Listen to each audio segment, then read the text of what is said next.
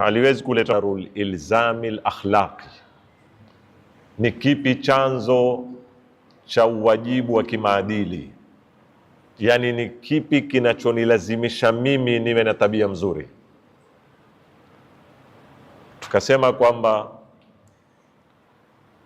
Sheikh Nadim amezihisabu zitu 6, sio? Jana nikazungumza akili na nikazungumza nini? Dhamiri. Na nikanena kwamba hii dhamiri imewekwa ni kama mahakama katika nafsi zetu, tukisikiza ya kuwa na yafanya kazi, tukiipuza yafa na yapotea.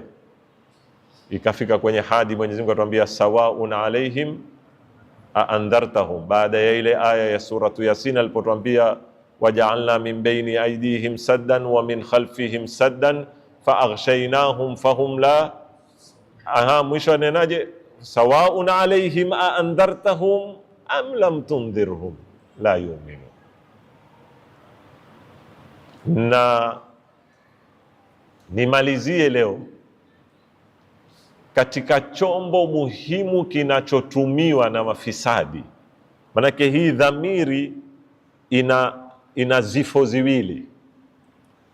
Inakufa yo wenyewe kwa kupuuzwa. Wewe huisikizi kama kiungo chako kingine chochote kwa muda mrefu kwa ukitumii huenda kikikosa nguvu.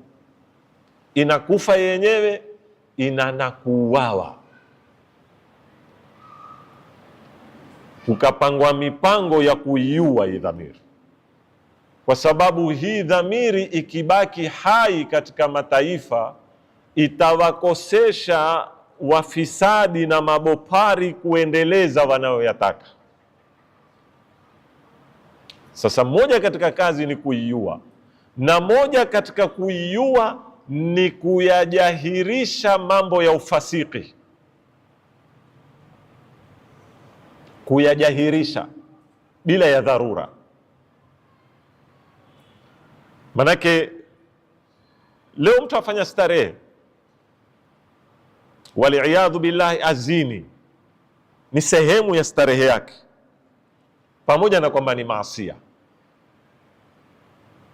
Sipo ninapozungumza mimi, lakini kuitukua zina, kuileta katika nini, maisha ya kawaida ya kila leo, sio tu kwa mwenye kuzini, kuwashirikisha watu wote katika tendo moja la kuzini lililofanywa na mtu mmoja, watu wote wakashiriki.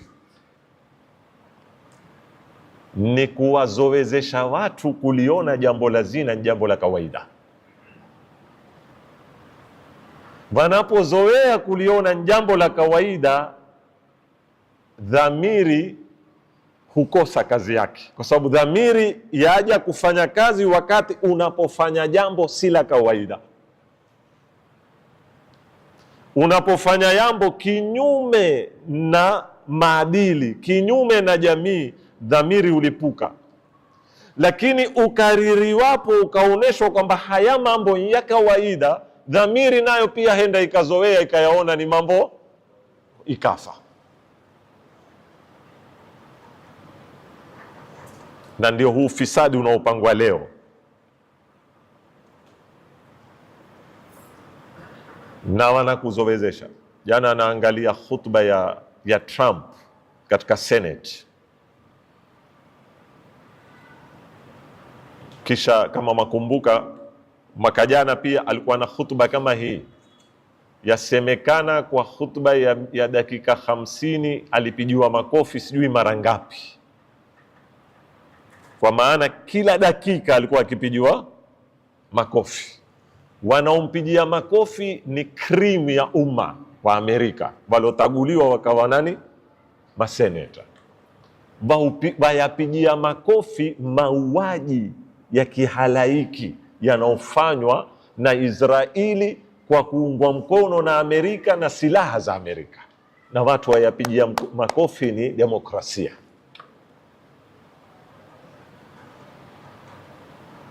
Mumeziona dhamiri za watu zilivyokufa? Leo kama ilikuwa dhamiri za ulimwengu ziko hai, mambo ya kinyama yanaendelea kufanyika Gaza. Musione zimesimama tangu kusimama zita mpaka sasa 600 na wamezouawa. Ulimwengu hakuna kitu. Dhamiri zimefanya nini? Zimekufa. Kashfa ilotoka ya kile kisiwa cha yule Jeffrey Epstein, kashfa zilizotoka pale, lao umma ulikuwa na dhamiri, ilikuwa leo ulimwengu wawaka moto. Vijana watoto wamenajisiwa, vijana watoto wameliwa nyama zao, nyama zimeliwa za vijana. Si hadithi za kupanga, ni mambo yametolewa kwa evidence. Lakini ulimwengu kinyama na huangaliwa TV. Sasa hayo makubwa ndo huku chini. Dhamiri imekufa, na hapa sasa pana kazi kurudi kuiamsha dhamiri, kuanzia wakiwa wadogo, watoto waanze kulelewa.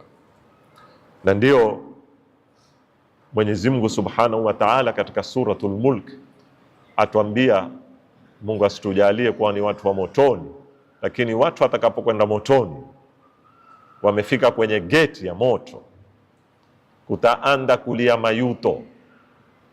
Mwanadamu siku zote hula mayuto wakati umekwisha, too late. Kuna aya nyingi zimezungumza mayuto.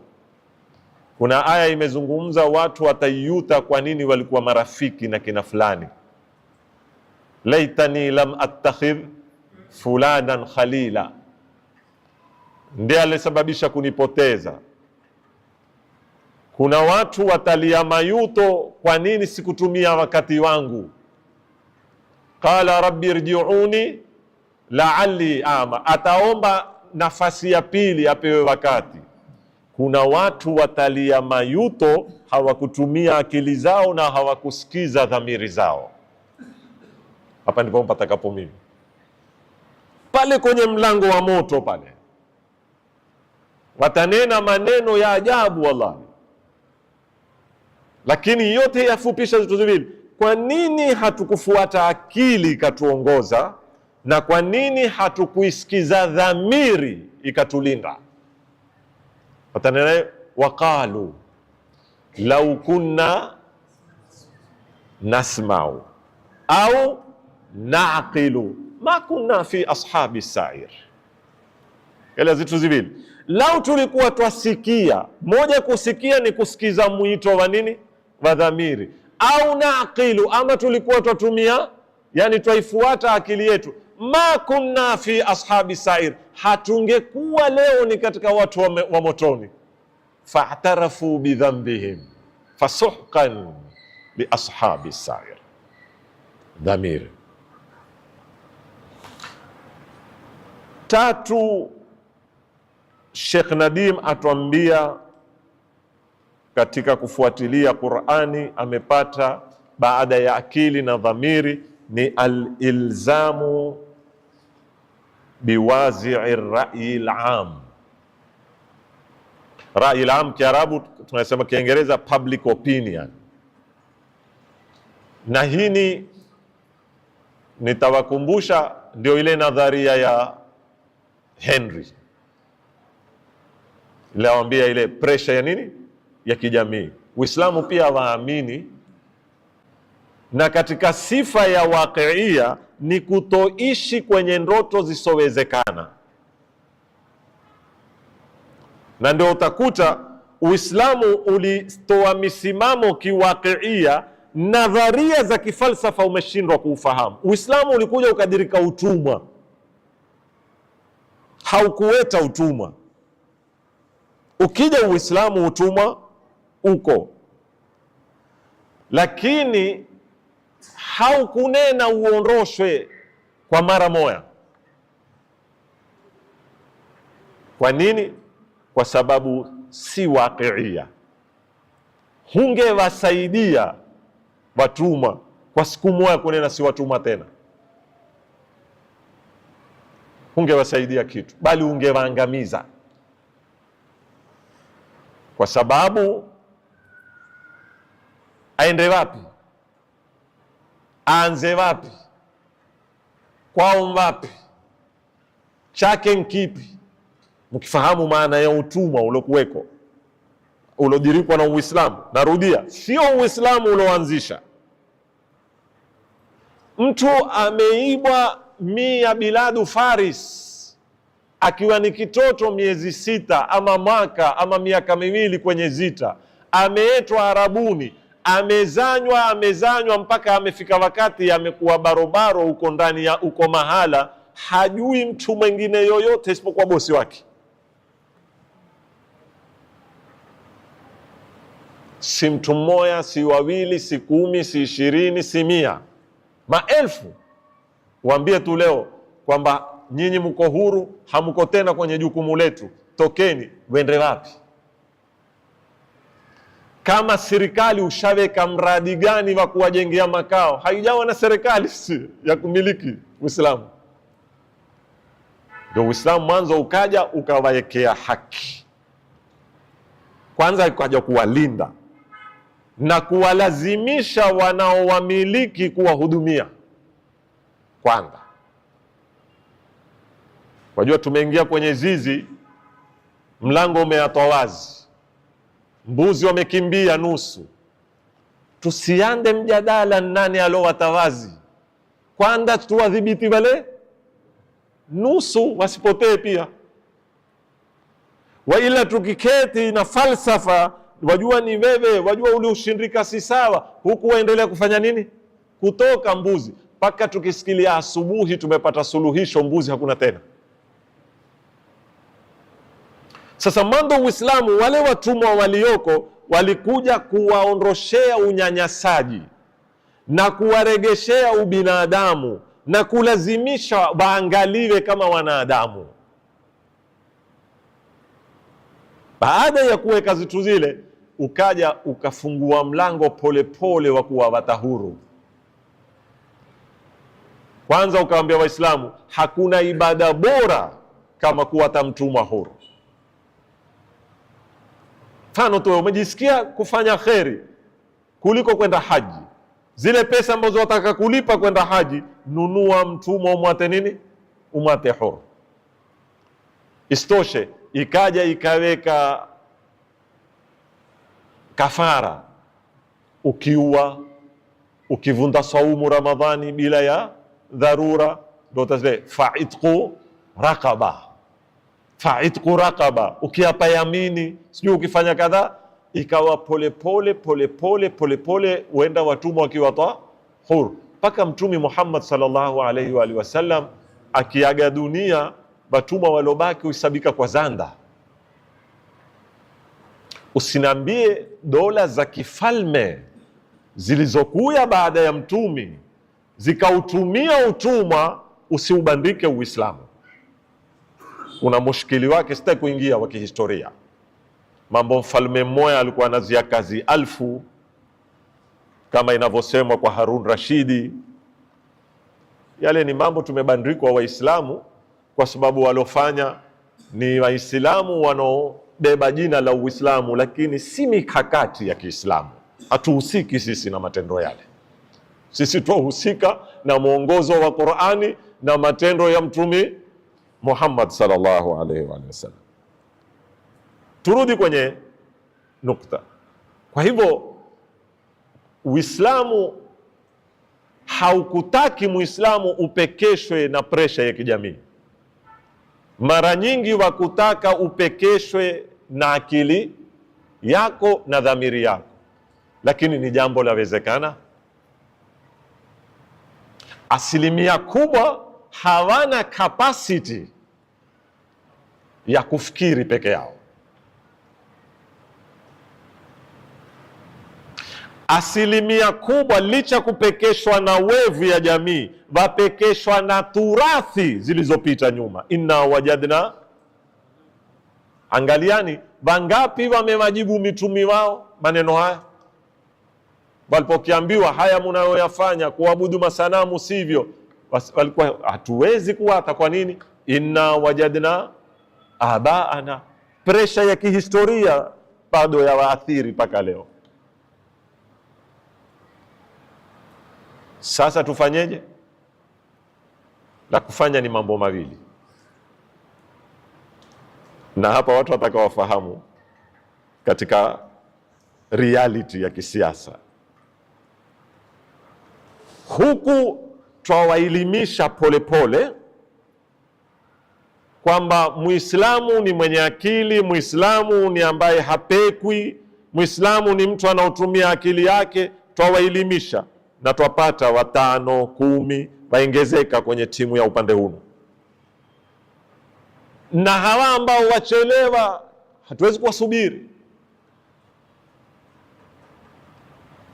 Twaunda sisi presha ya kijamii ya kuwapekesha, kwa sababu wao hawawezi kwenda kwa akili yao mpaka wapekeshwe kwa presha ya kijamii. Sasa yaundwa presha ya kijamii kwa mitazamo ya Kiislamu iwapekeshe, ili ile yao iungane na hawa wapekeshwao na akili zao, tufikie lengo moja.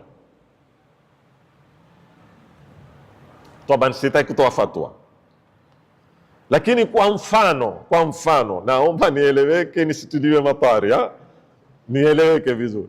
Kwa mfano, tumeweza kukinaisha katika voters 10% watoke kwenda kuvoti bila ya motivation yoyote.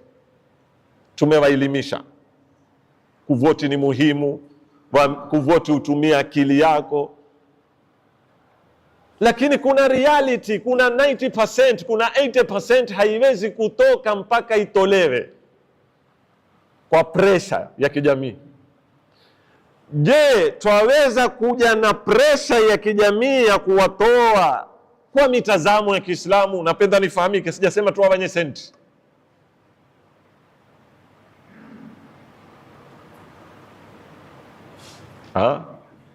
Hata kama ni kwa lugha ya bakhshishi ili lengo ile 90% iungane na 10% kwenda kutekeleza lengo moja kwa msingi wa reality. Kama nimeeleweka falakal muradi, kama sikueleweka ni hatia ni mwenyewe. Lakini mara nyingi Uislamu uko hivyo, reality. Hatuneni mfano leo priority ya Uislamu ni kusimamisha dola ya Kiislamu, lakini kusimamisha dola ya Kiislamu si ndoto, bala si khutba za msikitini, bala si takbiri. Ni mambo marefu, yataka capacity kubwa ya umma kuweza kuweka dola. Kipindi tumeishi hatuna dola, tufanye nini? Kuna reality. Kama wale wakwambia, je, ustadhi ufaa kuvoti? Je, ustadhi ufaa kupigania ubunge? Kwa sababu kule bunge sharia si za Mungu. Mimi nikwambia haifai, tuketi msikitini tungoje dola ya Kiislamu? Itakuja lini dola ya Kiislamu? Na ikiwa tuko ndani hunyang'anywa, na sisi tuko ndani na hunyang'anywa. Tutakapokunena na hatutokwenda bungeni na hatutokwenda kansela na hatutoshiriki, tutabakishiwa kitu? Hatutopokonywa paka wake? Reality hii ndo wanaita alwaqi'ia. Na katika shida kubwa yetu Waislamu, twaishi katika alamul mithal, alamul mithalia, kwenye imagination ambazo mara nyingi zataka muda mrefu kutekelezeka au hazitekelezeki. Mfano, leo mtu atakwambia skuli zimeanzishwa na Wakristo. Naam, skuli zililetwa na wakoloni katika maeneo yetu, kweli kabisa. Suluhisho, tuwe na skuli zetu. Muda gani tutakuwa na zetu? Hata kama miaka 50 kuwa na zetu, simaanishi kuwa na skuli moja. Kuwa na zetu maana kuwa na zetu kama zilivyo zao. Nafikiri mmenielewa. Twataka muda gani kuwa na zetu kama zao, pengine miaka 50. Miaka 50 katika kipindi twasubiri kuwa na zetu, tufanye nini?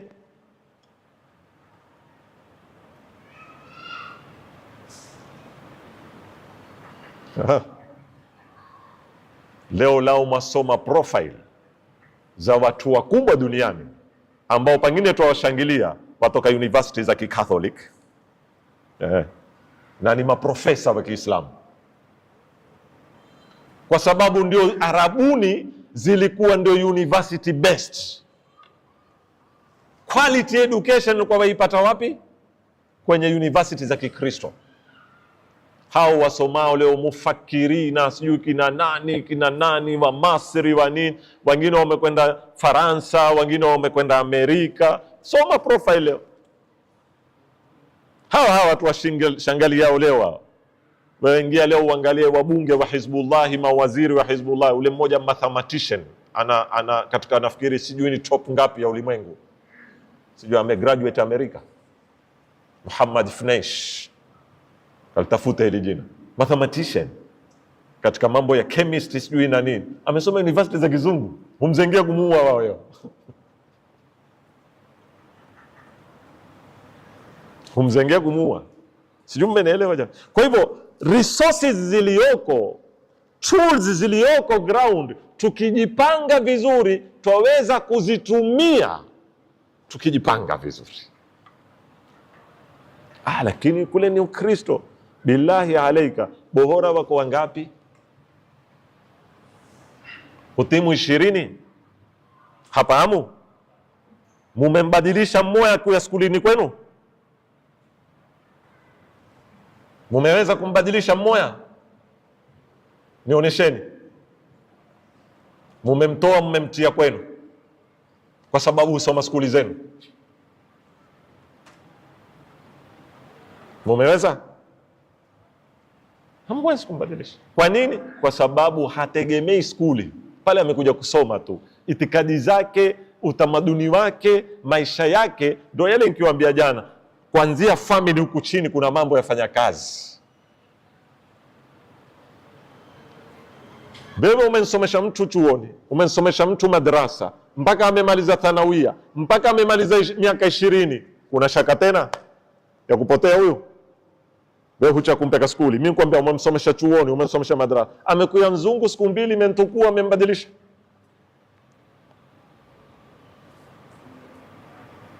Ama hayari haya? Amekuya mzungu siku 2 tu kwa I love you. Ameata kila kitu. Wayo usipeke zijana skuli fulani watakwenda kubadilishwa. Wewe ubadilishwa kwa dakika 5. Tatizo haliko kwenye kukubadilisha, tatizo liko kwenye huna nini? Huna mizizi. Na nikitokubadilisha mimi atakuja kukubadilisha mwingine. Vipi tutaitengeneza? Ndio hii public opinion. Hapa ndipo mtakuja kuelewa stadi walenga wapi. Hapa ndio mtakuelewa maana ya al-amru bil ma'rufi wan nahyu anil munkar. Memwambia zile zetu zile. Yeo nimemuosha kisawasawa. Hiyo sio amru bil ma'rufi.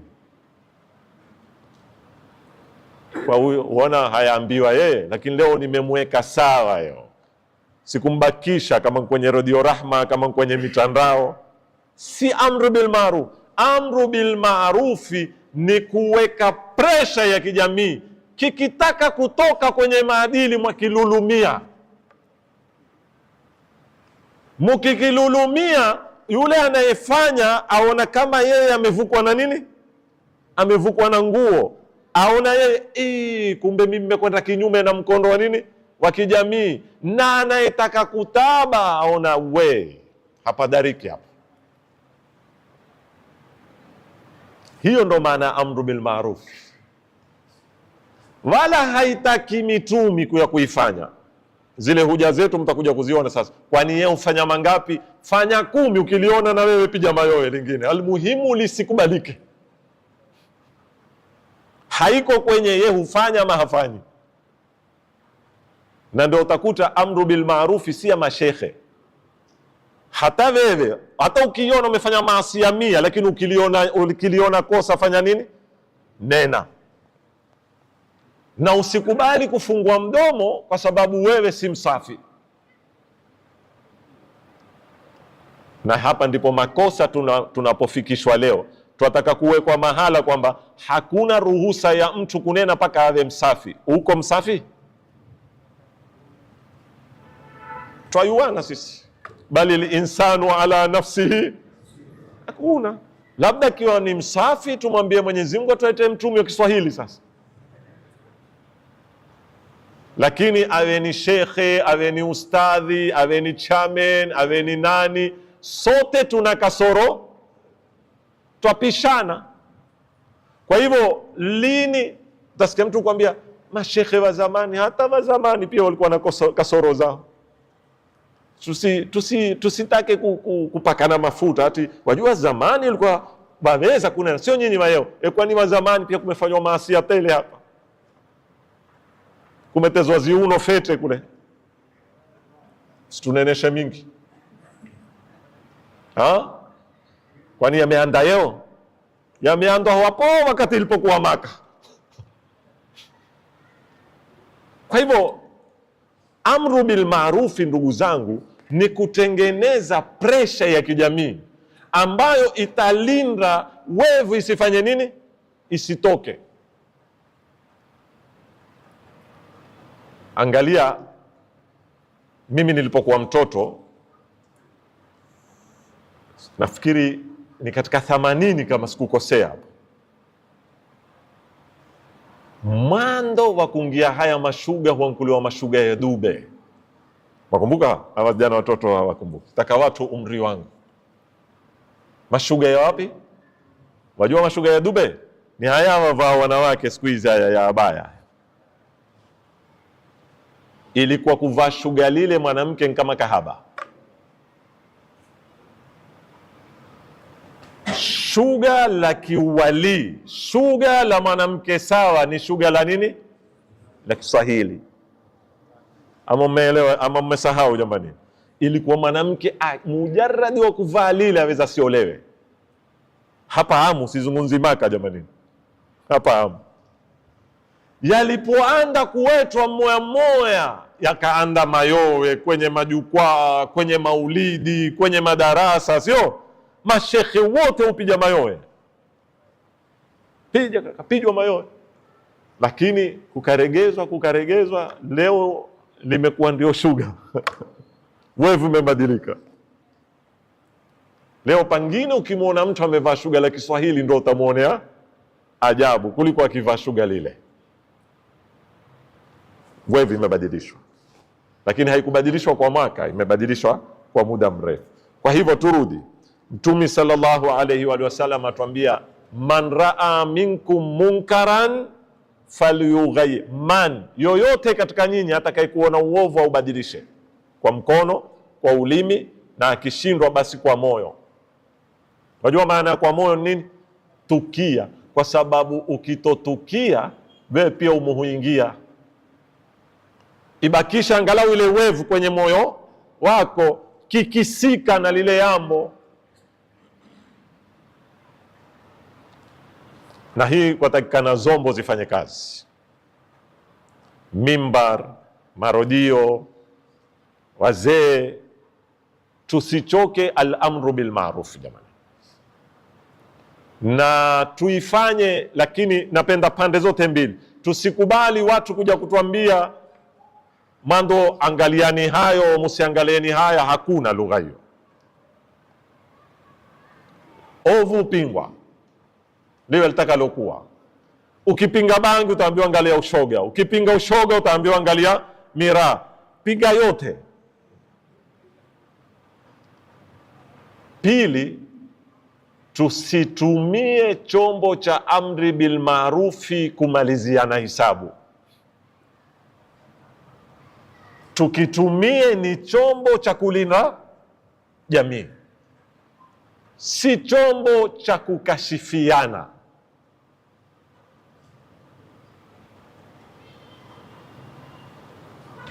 Kwa lugha ya kieo, kuanikana, kumwanika muhalifu Kiislamu ni kosa.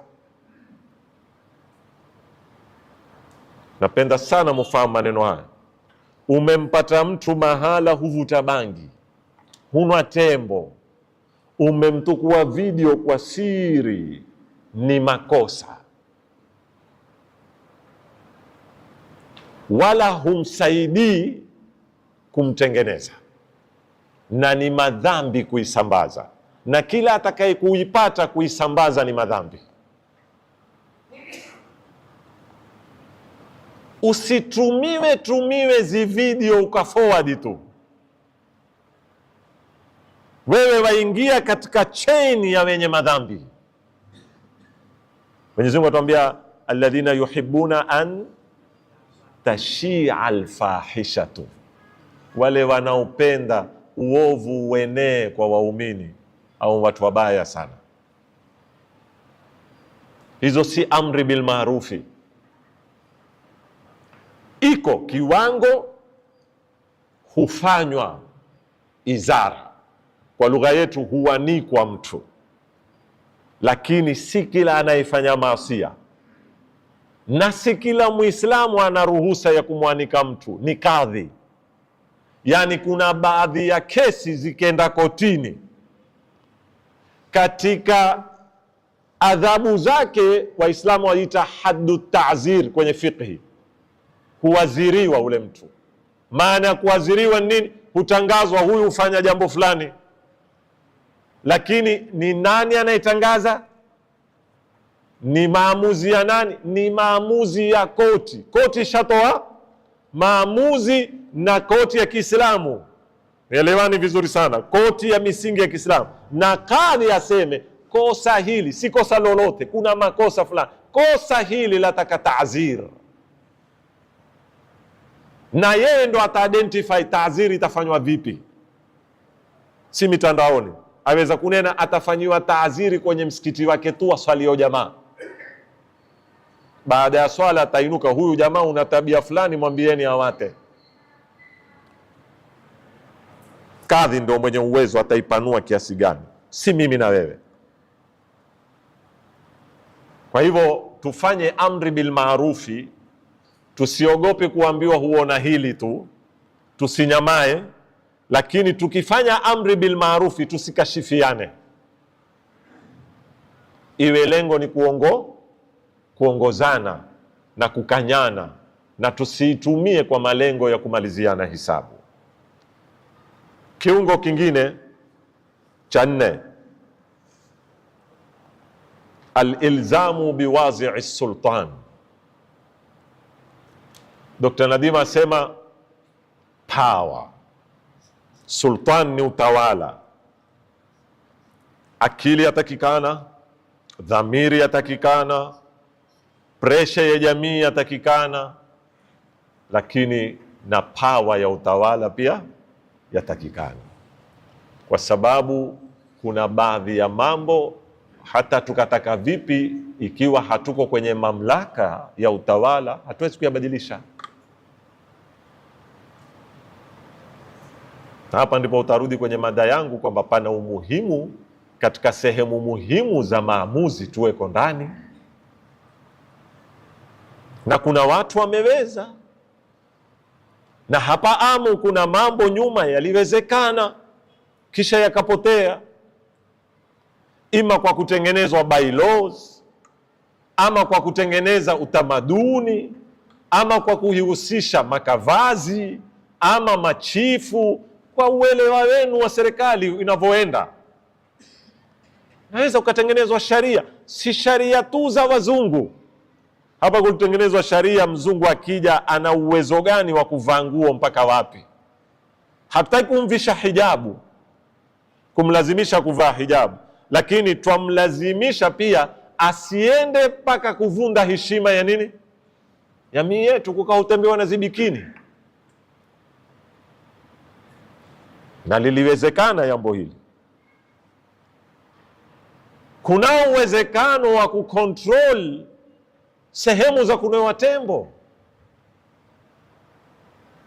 zisiwe Mbeya Mato na zikashawishi vijana wetu. si kwa kufanya fujo, kwa kutumia nini? Utawala. Tukijua namna ya kuutumia na hutumiwa vipi. Wahakadha, hata nidhamu za jamii yetu, nidhamu za barabarani, nidhamu za amani. Leo mui wetu umekuwa hauna security. Kwa hivyo utawala una mchango mkubwa katika kuchangia watu wanavyo behave, kupitia sharia zinazowekwa, kupitia barnamiji zinazotekelezwa. Mfano leo katika curriculum za skuli, vipi Waislamu watajipanga, wataingia, wataweza kuathiri mtoto leo awe. Kuna baadhi ya mambo katika maskuli, maadamu ni mtoto wa Kiislamu hatafanyishwa. Wahakadha, mifano ni mingi. Kwa hivyo moja katika chombo muhimu kinacholeta ulazima wa kimaadili ni power ya kiutawala, mbali na akili na nyingine. 5, nataka nizimalize leo, zilobaki si ngumu. At-tarhibu wat-targhib ameiita. Hata Mwenyezi Mungu Subhanahu wa Ta'ala ameitumia hii, na sisi ni lazima tuitumie. Taona Mwenyezi Mungu anakuambia ukiswali nitakupa pepo, ukijepa nitakutia motoni, sio? Sababu mwanadamu pamoja na akili atakavyokuwa nayo, pamoja na dhamiri atakaokuwa nao, lakini mwanadamu pia ni kipande cha nyama jamani. Nikimaanisha kipande cha nyama, yani ana matamanio namna atakavyokuwa na tumbo, ana tupu. Hizi ndio zitu za hatari, zitu ziwili hizi hatari, tumbo na nini na tupu. Ana mwili hunu, kila mtu apenda upewa zawadi, sisikie hata kalamu ya bairo, kila mtu ukimpa atafurahi. Na ndio utakuta leo katika system za malezi lazima kuwe na nidhamu ya zawadi na nini na adhabu. Kale mtoto amefanya vizuri shuleni atatuzwa, ana tabia mzuri atatuzwa, sijui amezungumza kadhaa atatuzwa.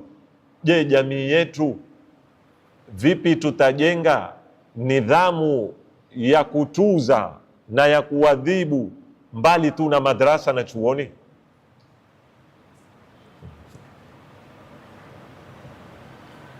Katika jamii yetu, mfano tu, wewe leo ukiingia nyumbani magharibi, chakula kishawekwa na pengine kikichelewa utapiga mayowe ama, na utauliza huyu yuko wapi yo, sijui nini iko wapi. Sawa, uwe ni mume wapigia mayowe mkeo, au uwe ni ndugu wampigia mayowe ukhti yako, au uwe ni baba wampigia mayowe binti yako. Katika Ramadhani yote, ibada ya mayowe yote, umefanya jambo gani la kumshukuru ule anayekupikia iftari kila mwaka mpaka ukamalizika mwezi wa Ramadhani? Na ukumbuke nyote ufungao si wewe peke yako, nyote ufunga. Akawa hamu yake kutoka akiamka asubuhi, wewe utakula nini magharibi? Wewe wapenda nini? Wewe utafurahika na nini? Wewe badali ya kuingia na lawama, ukimaliza mwezi wa Ramadhani, kuna mtu amekumbuka kwenda kumwambia mamake ama ukhti yake ama mkewe, shukran kwa iftari ya mwezi Ramadhani uliotufanyia mara hii?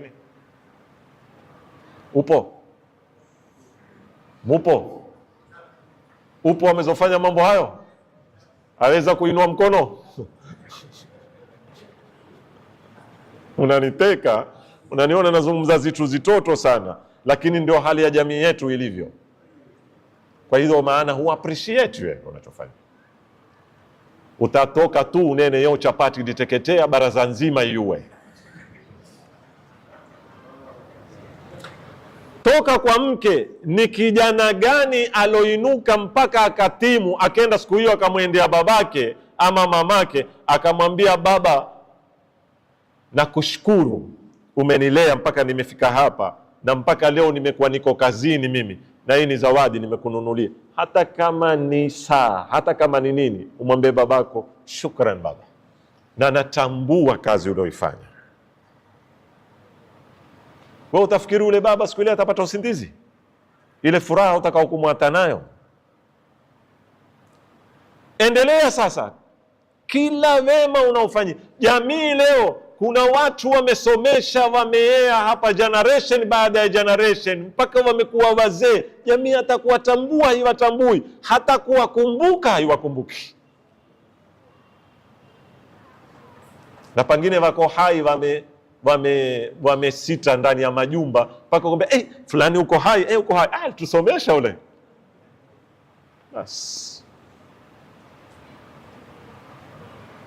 Sasa jamii ambayo haina zitu za kuitwa tarhib na targhib, vipi itajenga maadili ya muendelezo? Siku hizi wanaita endelevu, maendeleo endelevu, sio? Wanaita at-tatawurul mustadam, ni msamiati mpya huko katika administration. Sio tu kufanya maendeleo, kuyapa dhamana ya nini? Ya kudumu. Leo utaipaje dhamana huduma zidumu katika jamii, ziwe endelevu? Kiungo kimoja, la inshakartum, Mungu amesema mkinishukuru taendelea kuwapa na nitaendelea kuzidi. Sasa moja katika chombo muhimu cha kulinda maadili ili watu waendelee ni kuappreciate na kutambua, na panapokwenda makosa pia tupanish na tulaumu na tukejeli panapostahiki, na watu watoke na wamuoneshe kwamba wewe umefanya ni makosa, wewe umedamage umma, wewe umeharibu umma, wewe umeharibu maendeleo. Aone kwamba umma wa resist pia, sio kusifu tu. Na la mwisho ni kafara, ambayo sitakuwa na wakati wa kuisherehe leo, lakini nilikuwa sitaki kesho nibakishe hii mada, kesho ningie mada mengine. Utakuta Uislamu umeweka kafarati. Nyinyi katika fikra yenu kafara ni azimani dakika moja. Kafara ni ile, utasikia mtu akila Ramadhani, kuna sehemu atalipa, kuna sehemu haitoshi kulipa, atalipa na atatoa nini? Kafara. Sasa mara nyingine kafara ataambiwa atalisha maskini 10, au mara nyingine kafara sijui atawata mtumwa huru. Nafikiri umezielewa hizi kafarat. Wajua maana ya kafara ni nini? Maana ya kafara, Mwenyezi Mungu ataka kutupa message kwamba katika ulimwengu wa kimaadili kuna damage fulani ukizifanya haitoshi kunena nisamehe, mpaka ulipe fine. Sio tu wewe umeharibu mali ya umma, umeharibu baada ya miaka 20 guu kaburini, umekuwa huangata tasbihi, utoatende msikitini, uambia watu bana ametubia ule. Kwamba mimi siko kwenye makamu ya kugawanya toba ya Mwenyezi Mungu, mimi mwenyewe sijui itaipata yeye, lakini ana damage ameitia kwenye jamii. Damage ile aloitia ameiregesha? Kafara amefanya? Ametoa kafara? Amejenga mahospitali mangapi? Wewe umejepea umma mabilioni ya pesa, leo wataka kutubia, kuna kafarati atakaozitoa, kuna mwanya wataka uzibe. Ulisababisha vijana wangapi kupotea? Ulisababisha vijana wangapi kukosa kusoma? Angalau peka vijana 100 wakasome mbadala. Toa kafara. Kafara haiko tu huku. Kwa hivyo moja katika nidhamu anaoizungumza Sheikh Nadim ya kuhifadhi maadili ni yule mtu anaokwenda kinyume na maadili, akapiga step katika successful, akirudi mkawa wapesi kumpokea, bila ya punishment yoyote, inashajiisha watu wengine kuona hizo shortcut ndizo za kufika.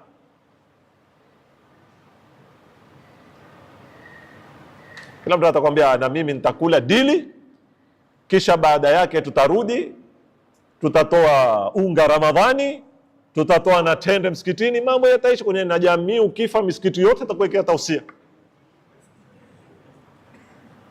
Unaona? Ulilipa nini katika damage uliosababisha? Kuna kitu lazima, na ndio utakuta waweza kuharibu saumu siku moja ukafunga miezi mingapi? Wewe utaona siku moja, lakini uliharibu kwa nini? Ulifanya nini? Kitendo cha jimai, kitendo kili damage.